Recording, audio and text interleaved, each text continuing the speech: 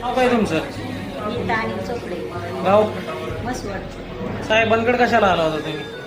ते आमच्या मालकांना पॅरलाइज झाला होता ना, त्यांचं ते पैशाची मदत त्यांना करतो म्हटलं. त्यांच्या कामावरच होती ना ती, त्यांची मदत आम्हाला भरपूर झालेली.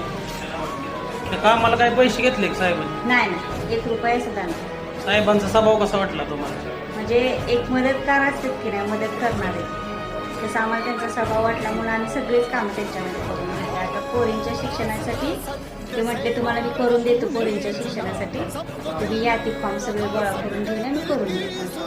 ह्याच्या आधी कोणी मदत केली का अशी नगरसेवकांना, कुठल्या आमदारांना किंवा खासदार? नाही.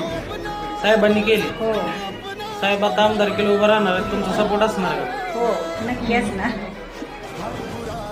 को तूने पराजित किया, खुद पिया है